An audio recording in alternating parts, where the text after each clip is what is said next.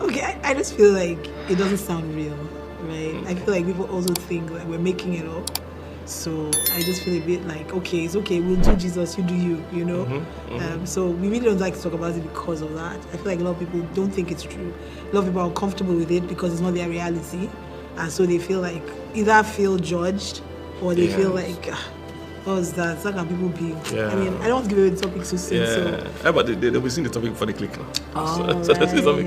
All right, it's an interesting topic. We're talking about 7 reasons why we don't fight.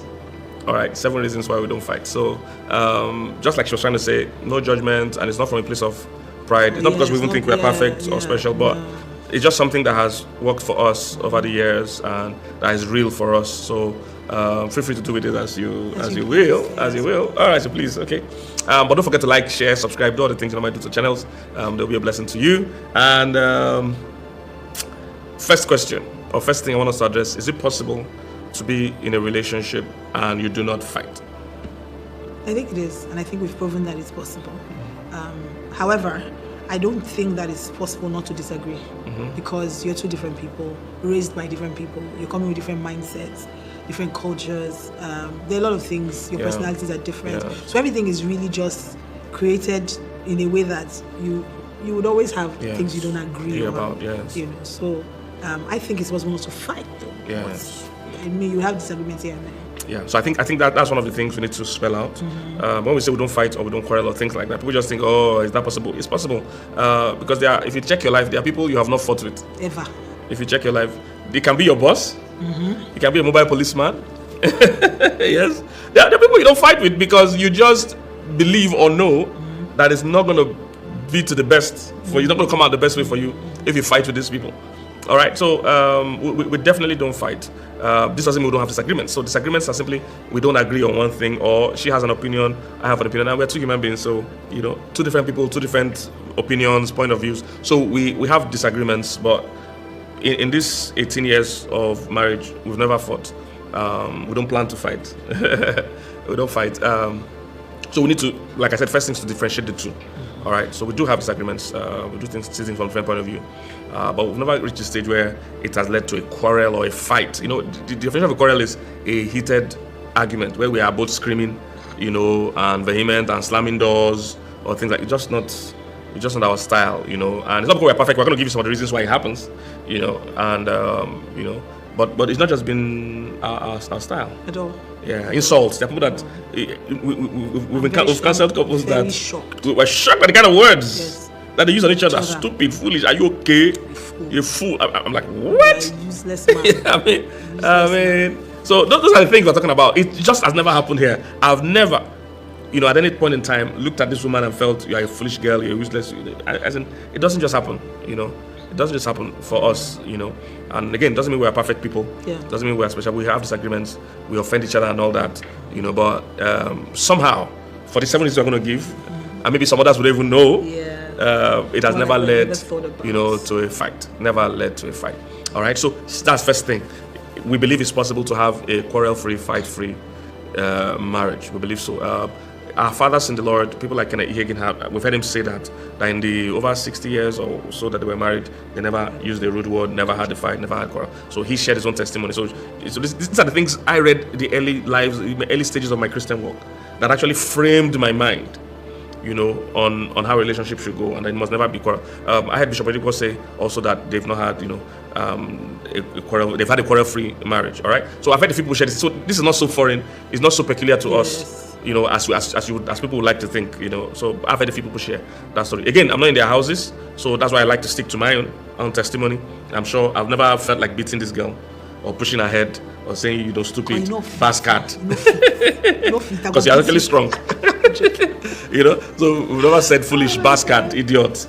Go better for you and all these things. Your father. Rude. We've not just had that. So that's the first thing we need to establish. It's possible, right? Second thing I want to ask: can quarreling and fighting actually affect your marriage? Because the narrative a lot of people give is that it's normal to fight. I hear that a lot. Yes, it's normal to quarrel. Yes, there's makeup. I hear that. But I want to tell people: does the quarreling and fighting, does it or can it affect your marriage? I think it can.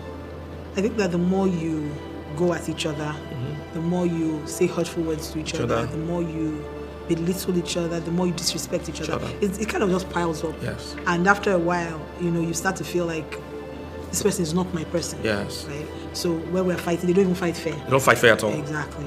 So I think like it ultimately can get to a point where either one person will say, you know what, I'm done one day. Yes. Or they start to protect themselves in the marriage. Yes. I want to start doing all those, putting up walls. After a while, you won't really have a relationship. Safeguarding yourself, keeping secrets, so it can actually impact your marriage. Oh, definitely. In fact, you can get to the point where you start stonewalling the person. Yeah. Whether the person does something, it doesn't matter to you. Yes. Right? You're now more indifferent. And they always say that hate is not the opposite of love. It's indifference. Hate, there's still an emotion. Emotion there, The difference means that you don't exist to me. Yeah. So and that can be very dangerous for a marriage. And resentment. Oh, definitely. When these insults ask, words don't die. When you say I regret the day I met you. I regret ever marrying you. After you guys have made up and everything, you think it's over. No, it's not. It's going to be ringing in somebody's mind. And something will happen that will trigger it again. And say, that's how you said. And I mean, because we sit in counseling sessions and across the counseling table, we see couples who say, I remember when you said this. And the other party is saying, me? Yeah, I never said it. Words stay. So it's not something you should use so lightly. Yeah. So, second point is that fights and quarrels can actually affect your marriage. So even though we've heard coaches say it's normal to fight, that you have to fight. Some people say you have to fight and all that. And we understand that yes, some couples do fight. We'll get that. But don't treat fighting so normal that you think it's having no impact. No, do not think that it is having impact. In fact, there's a study that showed that if you have 5 negative interactions to ratio of 1 positive interaction, that it's statistically proven that marriage or relationship is going to fail. If you guys have 5 negative interactions to ratio to 1 positive one, they said eventually that marriage is going to end. So there's statistics, and the stats also says that if you have 11 positive ones to 1, that also means it's going to fail. Because if you have 11 positive ones, it means you guys are not being real.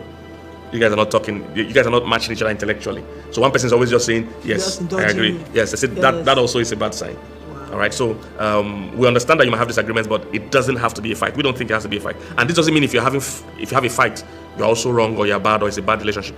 However, if you're having consistent fights, you're having consistent quarrels, and they are not being treated or handled well, that is definitely a no-no. That will be a problem. There's no way around that. It's going to be a big problem. So even if you have to fight, there's a right way to fight.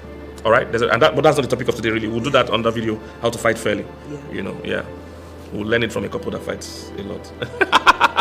All right. So what are the 7 reasons why we don't fight? I think first one is our friends. You're my friend, so I don't feel like. Yes. I mean, even they're friends that even if they offend you, sometimes you just let it go. We're friends, and I'm stuck with you. Like we're going to spend the rest of our lives together, so we might as well, treat each other with respect and treat each other well. So I think for me, the first one is that friendship that's really changed how we interact with each other. Someone's a friend, you're more tender towards them, and we don't just say we're friends. We are friends, and we treat each other like friends. Because I know that a lot of people are nice to their friends outside, but they're very nasty to their partners. Yes. I treat you as a friend. I don't think I'm even more tender with you than I am with my other friends. Right? I don't think they should get the best of me. Yes. So I think for me that's one of the major ones that we're friends. Yeah, I think so too. I think when you build, what happens a lot is that they build a romantic relationship. So there's so much tension. So much tension because it's built on expectations, it's built on an ideology of romance. So once those things are not being met, once the person is not being romantic, is not calling me at the right time, it becomes tension. But if you check it, your real friends, you get angry with them sometimes, you get disappointed with them, but you notice that it really doesn't push a fight because you just say that's how he always does. Exactly. You make excuses for them. That guy, that's how he always does. But you will stitch him tomorrow because he's your guy. He's the only one that can understand this gist that you have. He's the one that can go to that place with you. So when you have really good friendships, you find out that it's not that these people don't offend. It's just that we have more going than the ones that are not going. And we cherish what we have over what we don't have. So would we lose what we have because somebody wants to be right? Right. So for us, we just enjoy the positive. We've grown to become so addicted to when there's so much peace, to when there's a good flow. That we do our best not to do things or keep the negative atmosphere, for long. We do have disagreements, but they're usually fleeting, just there, and we treat it quickly. We don't keep that atmosphere, for long. So the friendship thing, truly. I like you, I like to talk with you, I like to spend time with you. So that is so valuable to us, that is why it's money. All right. Thank you. All right. Yeah, I do. Thank you too. Thank you. Thank you for your likeness. An image. I'm telling you. Okay. Oh my God. Number 2, why we don't fight. The Holy Spirit. I think the Holy Spirit really just gives us insight on how to deal with it. Yeah. Don't talk now. Yeah. Just let it go. It's not that deep. Yeah. Okay, explain this way. Let him speak. So this is always giving me this gives us the most tips. Yes. And I think that's important because as Christians we can't do this on our own. Yes. And we don't even claim to be relationship coaches. Yeah, no. So we know what to do. Teaching and doing are 2 different things. Yeah, People so don't it's know never that. the same. It's never the same. So when we're faced with the same challenges as any other person, we draw strength from the Holy Spirit. And I'm like, okay, so Holy Spirit, this one is doing like this. Me, I don't want to cry today. I don't want to spoil my testimony. Yeah. I don't want there to be bad energy in the house. Yeah. I want my children to see positive. So I have those conversations with the Holy Spirit, and He says, okay, then let it go now. Okay, in the middle of the night, just roll over to you and call me and say, "Oh, are you so upset this afternoon? Is that something?" Just ask. So the Spirit really just tutors me, and I think that the Spirit will tutor anybody who's willing to listen. Yes, because He knows how you can marry your spouse. I always tell people, we can give you all the principles, but it's the Holy Spirit that actually helps you work it. So there are times to tell you this is not the time to have this discussion. Because sometimes when people's blood is boiling, they want to let's discuss this issue, and they're saying this is not the time. How about the story of baby? Report yourself to yeah. So there was that time that we had one disagreement on something, and we're in the car, and it was even 1 or 2 days after the issue. Yeah. So when the car, the issue had kind of, at least I felt it had gone a bit, but women are pastor oriented. So I don't think it's just about pastor oriented. It's the fact that I am very analytical. I need to know why that happened, so we're sure it doesn't happen again. Yeah. So you remember I said this. So I started putting out my points that this is why I didn't agree with what you wanted, and I said this. I sent a message because another thing is the Holy Spirit told me not to say it because sometimes you can say things and then it will be taken out of context, and so just write. And I'm more articulate when I write. So I wrote everything out in this number 1, my number 2 point, my number 3 points, and then I sent it. Not because we were still in that place. In fact, we had settled the issue. I moved past the issue, but I wanted us to take a look at it again, so that this happened. Why don't we agree? Because we have to we're working towards being so in tune with each other that I can guess what your decision on something will be. So us not agreeing on something meant that we need to talk. That means there's something, and with all those disagreements, we create policies. So, for instance, we disagree on when we should eat. When we finish, I don't agree.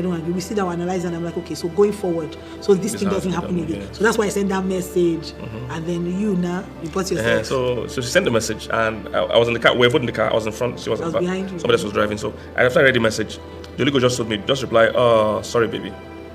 The Holy Ghost told me that, but I didn't feel like doing that at all. I wanted to give my own points back. A bad boy.